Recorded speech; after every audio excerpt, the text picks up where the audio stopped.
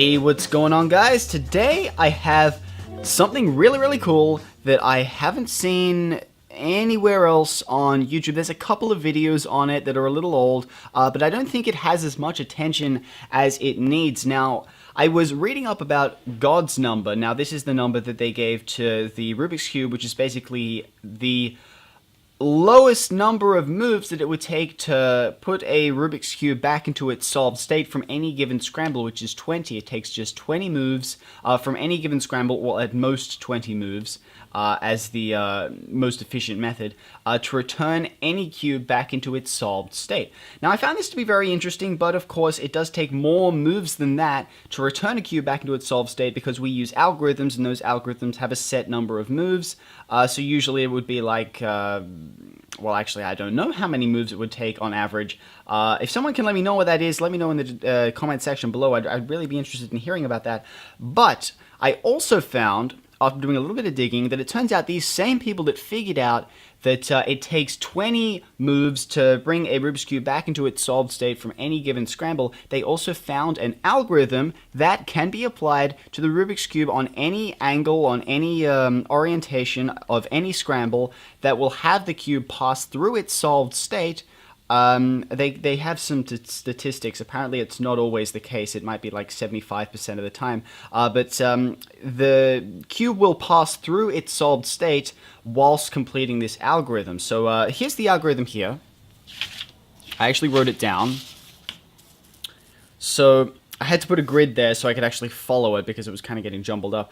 So we have L, R2, B, L prime, R, U2, F2, L, B, D, U2, B, L prime, R2, B2, L prime, D2, U, L prime, B2, U2, R2, B, D2. Long algorithm, 25 steps long, but this algorithm, if applied to any scrambled cube on any axis or any orientation, it will turn the cube back into its solved state. So let's give it a try. So I got a cube here. I'm just going to give it a scramble because I don't have a scrambler here right now. And I think that should be good enough. Alright, so let's just give this a try and see where it ends up. Okay, so let's try the algorithm. So let's do L, R2, B, L prime, R, U2, F2, L, B, D, U2, B, L prime, R2, B2, L prime, D2, U, L prime, B2, U2, R2, B, D2. And there you have it, back into its solved state, which I think is rather interesting. I've been messing around with this all night, and I was pretty surprised to see that it actually works. That's actually a very rare case where you get right to the end of the algorithm. Usually, it will pass through its solved state at any given point on this algorithm, so you could probably get like 9 or 10 steps in. Usually, it's around 14, 15 that the puzzle will be solved. Just to prove that this works, I'm going to do it again. So let's just do another scramble here. You can try this at home. You can try this at home right now. If you have a Rubik's Cube, then you can give this a try yourself. If it's already scrambled, then you can follow along with me and give this a try. So let's just do a load of scrambling here. Okay, so that looks pretty good. So let's give this another try. So L, R2, B, L prime, R, U2, F2, L, B, D, U2, B, L prime, R2.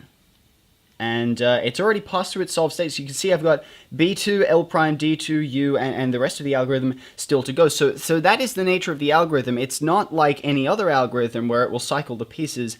The cube will pass through its solved state along this algorithm. Now this, they have some statistics with them. I haven't been able to find them, but basically if you get to the end of the algorithm and the puzzle hasn't been solved, then all you had to do is go full circle and just continue with the algorithm from L all the way through. And usually by the second time, sometimes it happens, you'll have to go through it a third time. But basically, if you just continue following this sequence, the cube will pass through its solved state whilst performing this algorithm. Okay, so the reason that it does this, I'm not entirely certain, but basically this algorithm has been built on statistics. Statistically, what is most likely to bring two pieces together? And this is just based on all of the other algorithms that are out there floating around today, all of the OLL, all of the PLL, all of the F2L algorithms.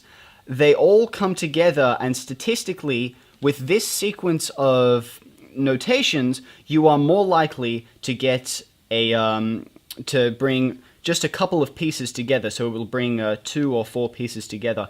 And the reason that it solves the puzzle is because at some point in this process, these clusters of pieces will line up into their solved state, which I think is rather interesting. Now, I don't understand the entirety of it. If you understand this more than I do, then please provide a detailed explanation below, because I am not, set up for explaining this kind of stuff. I don't have my head kind of wrapped around it. But anyways, hope you guys found this video informative. Give this a try for yourselves. Thank you guys for watching.